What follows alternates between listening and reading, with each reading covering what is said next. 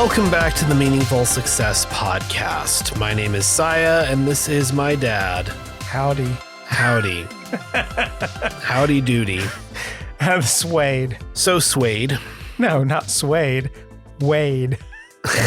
So not Swade, Wade. Yes. How are you? I'm doing good. Had a busy week, but it's been good so far. How about you? I'm doing okay. Doing a lot of packing, and that's actually my win for this episode is I've been making a lot of progress on packing, like just various stuff that we don't need out right now because our move out date is coming up. So been working on that a lot. And Are you culling too? Yeah, as much as I can. Of course, we've culled so many times. Yeah, but it's amazing how much you always find yourself able to get rid of. True. Going through boxes that were like in the storage unit and realizing, okay, this has been here for like the last year or more, right? Yeah. It's been in this box. So clearly I don't have any present need for it or True. I haven't used it. And that makes it easier to cull stuff too, as you realize like, oh, I haven't even thought of this thing in however long. True. You know? Well, my weekly win kind of started on a drive to the dentist. And where did it end? On the drive to the dentist and back. I have not really been singing for a good while. And quite frankly, a large part of that is because I've kind of been not singing or doing things in so long, even casually. I just have not. I used to be able to sing. I pretty well have not been able to sing very well at all for a good while, but I kind of started back up singing again the other day, driving over to the dentist and kind of slowly trying to get my voice back. And so kind of warming that up. So if I want to get back into music, I'm going to have to be able to sing. So trying to strengthen that again. This was a topic suggested to us by my brother, Peter. And it was a really good idea. And it's something that actually is really relevant to me because I have been seeing a whole lot of ads on my social media for gurus of all sorts, right? Right. There's all these people. And in my case, there's a lot of them that are like book marketing focused or, product launch focused or whatever. You search on Google for anything and all of a sudden you're going to get bombarded. Audrey and I have also, like, as we're, building up our little family and all this stuff, we're looking into like, financial advice and all this different stuff. Whenever it's like you said, whenever you're searching for something, you're going to get bombarded by all these people who claim to be experts, who claim to have answers. Right. They all have these programs that are hundreds, if not sometimes thousands of dollars. Right. And so the simple question is, what do you do with that? Right.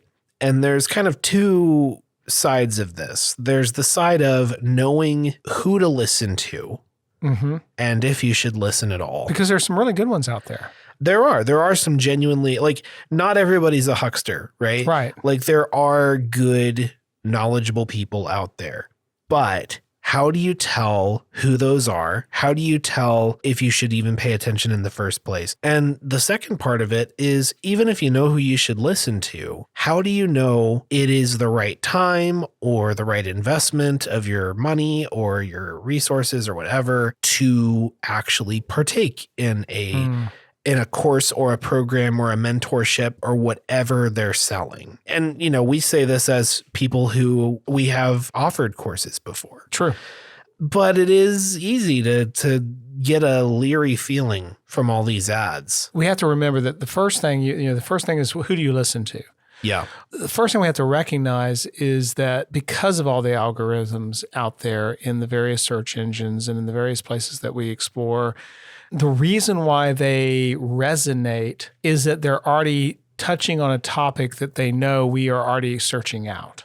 Right. And so we are already primed with some level of interest, some level of need, some level of struggle or a goal that's associated with it. So I think that the first thing is we have to recognize that it's going to pull us in one direction or another. It's kind of funny. I was talking to some coworkers the other day about this. We were talking about it on a sales context. And we were talking about the fact that, in every decision that we make on a purchase decision, we have different motivators as to what is motivating us to make that decision. Sometimes our motivation is the reputation of whoever the provider is. Sometimes it is they match exactly what I'm looking for. Sometimes it is, can they produce the result? We don't really care about the rest.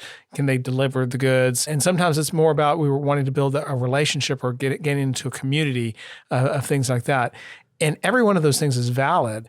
But when we get with these gurus that are approaching us, a lot of times we're being hit from all of those fronts. They have a community, they have a product, they have an example of results. So it is perplexing. We know it's pulling on a need we have or a desire we have. And secondly, in most cases, there's going to be some level of evidence or some level of backup to support the claims. So it is a good question. I mean, how do you go about that, Siah? Well, as far as telling if somebody's worth listening to, if you kind of have your eyes open, some of them are easy to tell. If there is an ad that shows up and every comment on the video is sycophantic and similar to each other, and you just, if you have a feeling that there's something just off, you're probably right. Right. That's true. So don't ignore those yellow flags. I mean, and that's not to say, I mean, sometimes your gut could be wrong, sure. But it's like those kind of things, I just automatically assume, okay, somebody's got a bunch of sock puppet accounts that they're using to praise themselves. Of like, oh, I've taken the program and it was amazing and blah, blah, blah, right? Yeah, it reminds me when we used to live in a town that had, and you'd see these signs that were like, someone's taken like a poster board with a magic marker and wrote something like high-tech jobs available. And it's like barely even legible because it's all scrawled out on there. And you're thinking, okay, and here's the number to call. So you're like, oh yeah, if this is a high-tech company, how likely is it they're using poster board and a crayon to write the ad? Exactly. It's the same kind of thing. And this can be misapplied.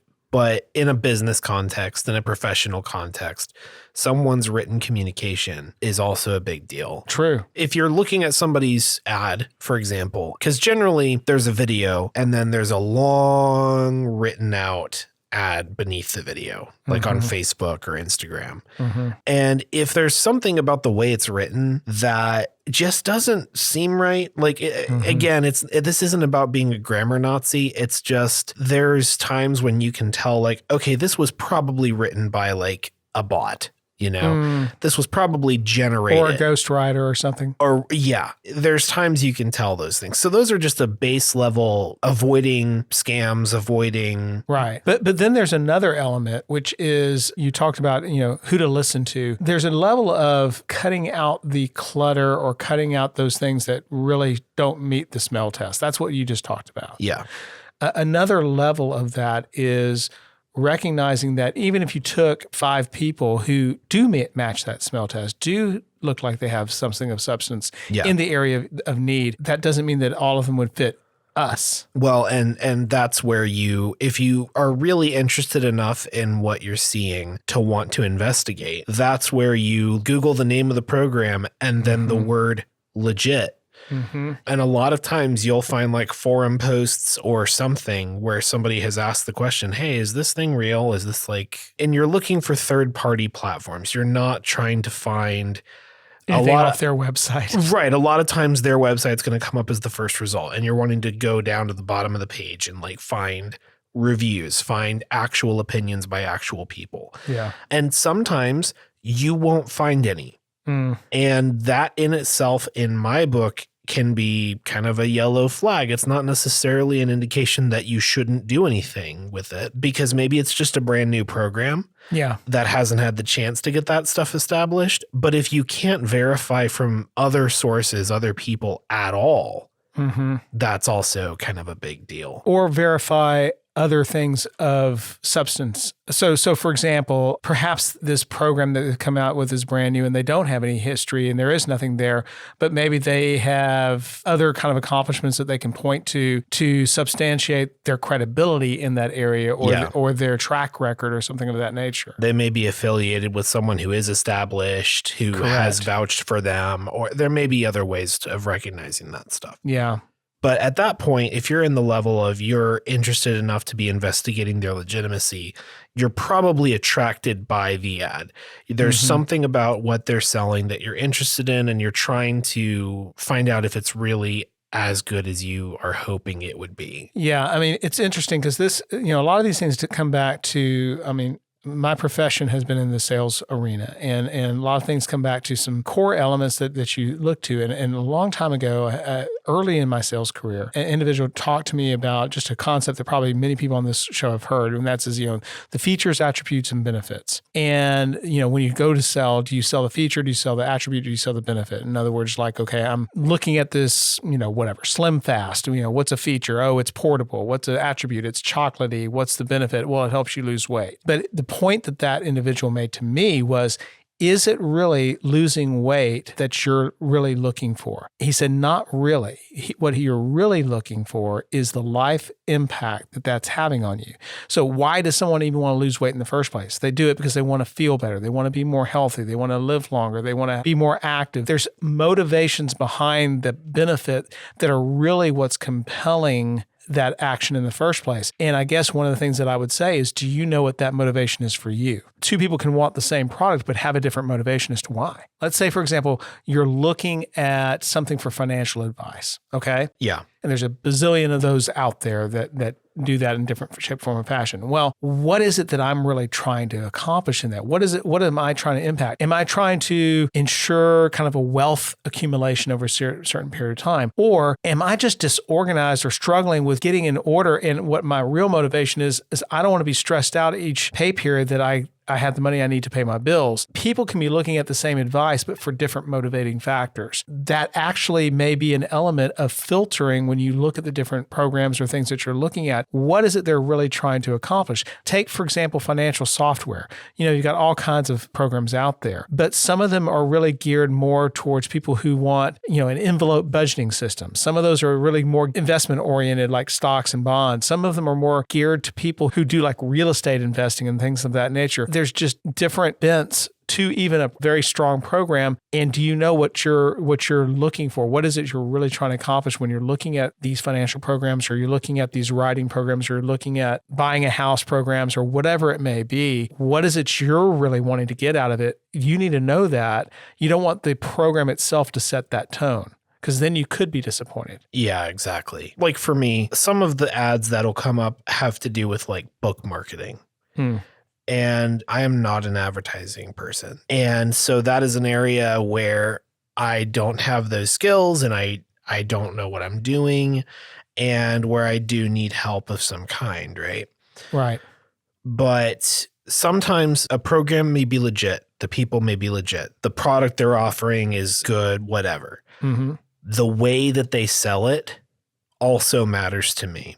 Oh, I agree with that. So, for example, something that really rubs me the wrong way is when you see these people who are like financial gurus who are specifically advertising themselves toward people who are in bad financial situations or who don't have a lot of resources. And they're coming in and promising that their program will help you get to a better financial place. And then they're charging like a couple $1,000s. Correct. I just don't agree with that at all. I think that that's like wrong, because it's predatory at that point. You're basically asking someone, hey, sign up for my program where I'm basically going to tell you to cut up your credit cards, but go into debt one last time to be in my program. To learn to cut up your credit cards. Right. That kind of thing also matters. Who are they selling to, and how are they presenting what they're selling? Yes. Is it overly manipulative? Does it just feel, no matter how good it is, does it just kind of feel slimy? Do you get to the point where, and this is how it happens at the end every time you get to the end of one of these presentations, and it's like, you're thinking like, okay, what are they charging? Like $500? And they're like, it's $997. Right. You're selling to someone that is not in a position to just drop that kind of money. Maybe this is a rabbit trail, but this is something that I experienced too.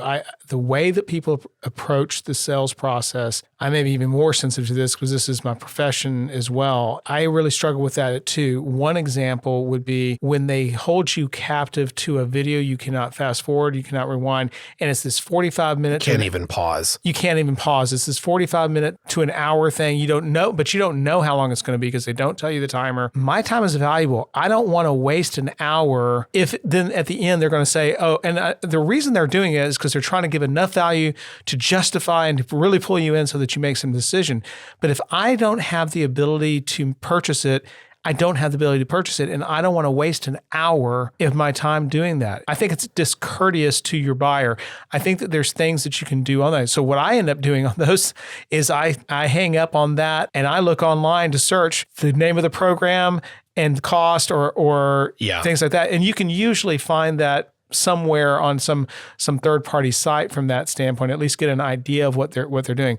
That is something that really bothers me. There's another thing that really bothers me as well, which is there's nothing wrong with making an offer and having that offer have a limited time frame to be accepted. I don't think there's anything wrong with that. I think sometimes there is a purchase window that, okay, you need this time. But I think that is done in extremes in many cases where I feel pressured. I feel manipulated. So like, okay, this program is $3,000, but while you're on the call with me now, if you do it now, it'll be $1,000. If you get off the phone with me, it's now going to be $3,000. There's nothing you can do about it.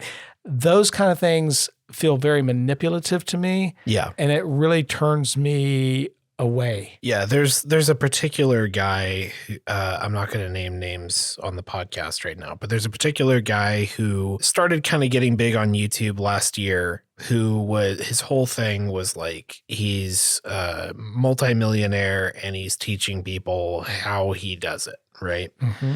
And his whole thing pretty much boils down to there is value to what he's saying for sure. But a lot of the stuff he's saying boils down to very aggressive, very manipulative sales tactics. Mm.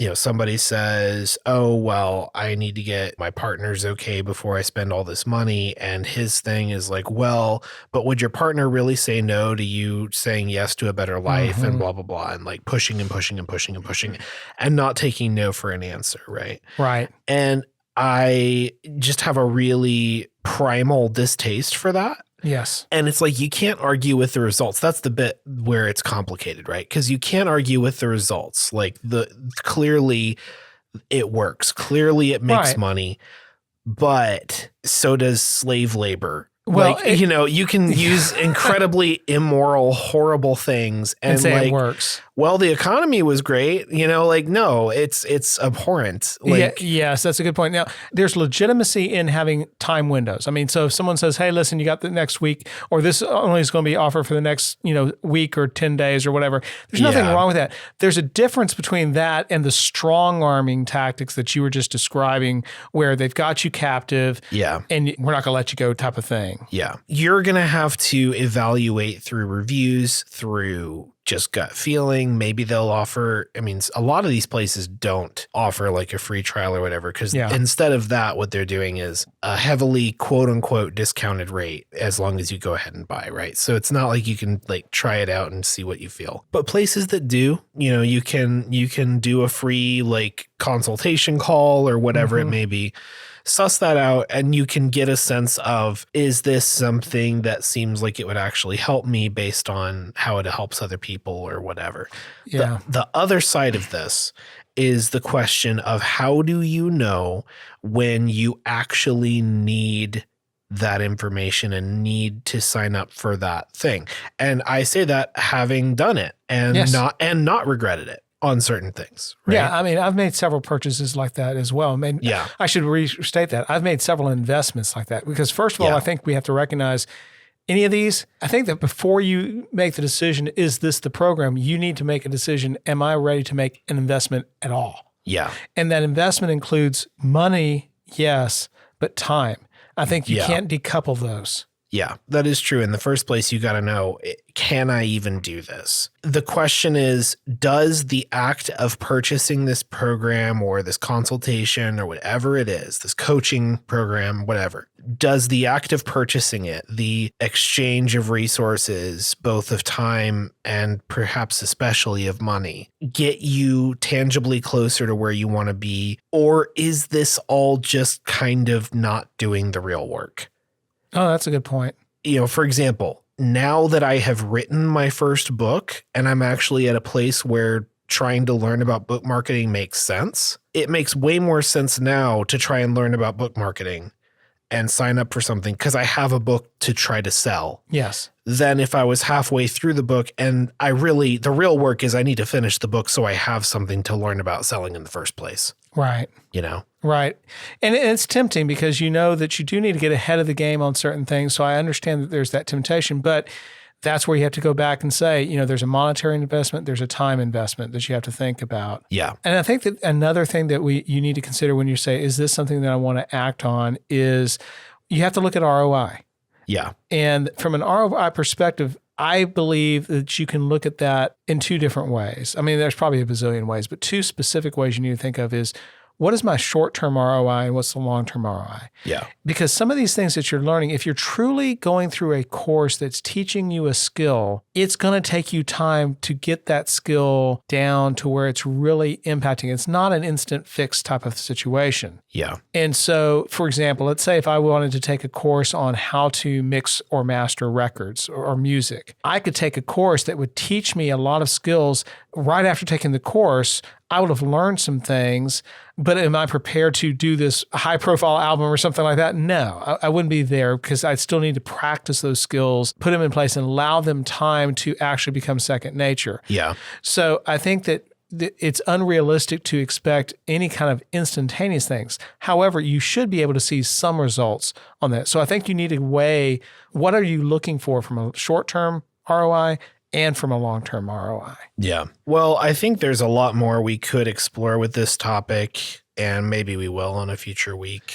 Yeah, but I think that the main thing that we want to share is, yes, there's some good things out there, but there's some things to watch out for. Hopefully us talking about all this has given you some ideas of things to look out for or ways to investigate. Because these are things that we've go through the same purchase that you're going through. Oh yeah. I saw no joke, 3 ads on Instagram for different programs just this afternoon. Wow. And honestly, no one that is doing those things outside of the hucksters, no one's doing anything wrong. Everyone's just trying to make more money and get their success journey going and whatever. But it's important to know whether or not helping someone else's success journey is going to help you on yours. And that's an interesting comment. If that has to do with, somebody selling to people in poverty, for thousands of dollars, a quick fix for all their problems, that is just, that's not it. Yes. So anyway, if you have any further thoughts about this, you can let us know. Leave us a digital voicemail at speakpipe.com/MSP. For now, though, Father, Siah, what's your weekly favorite? Oh, it's the weekly favorite. Well, my weekly favorite was I went to a game night at my church again, and it was fun, and I won. What? So when you say a game night, what kind of games? Board games? Or? No, it's kind of like a Yahtzee. It's called Farkle. It's kind of like a Yahtzee kind of game. Like a word game. Well, more numbers based type of deal, matches, 2 in a row or 5 in a row or whatever. Yeah. They give you 6 dice and you roll and you kind of do it as a group. But it was fun. It was good conversation. And I was kind of joking that I win. I did win, but that wasn't the reason it was fun. It was just fun because it was a good time. But it was more fun because you won. Well, it certainly didn't hurt. My favorite is a game that I started playing yesterday. It's called A Short Hike. It's about a bird on an island going on a hike. And it's really cute and it's just very peaceful and chill. And are you finished with it already since it's a short hike? No, So the reason I was playing it was because our internet was out. Yes. And it was it was just a game I wanted to try out that didn't need the internet. And Gotcha. so, yeah, but it was really fun, really cute. I would recommend it. Awesome. Well, with that, I appreciate everybody listening. I hope you have a good week. Please tell your friends about the podcast. We want to get the word out, and hope you're enjoying this. And if you just recently heard just one or two of our episodes, there's a couple dozen or more episodes out there available for you to listen to. You know what? Actually, Dad, this is episode 31. Oh my goodness. That this we're is recording right now. episode 31. So you say a couple dozen. There's actually 30 full episodes out there. 30 full episodes. That's over a half year's content. So you could listen to an episode a day for a month. Wow. Yep. And why don't you do that? Yeah. Please. So everybody have a great week. Siah, love you. And Love you too. We'll talk to you next week. The Meaningful Success Podcast is myself, Siah, and my father, Wade. That's me. That's him. Music is Brings Back the Feeling by Daniel Gunnarsson, licensed through Epidemic Sound. As mentioned earlier, you can message us through speakpipe.com/MSP, support us financially through patreon.com/Meaningful Success Podcast. And until next week, I went to the store and saw that they sell pink pineapples. I've never heard of that before. go try a pink pineapple.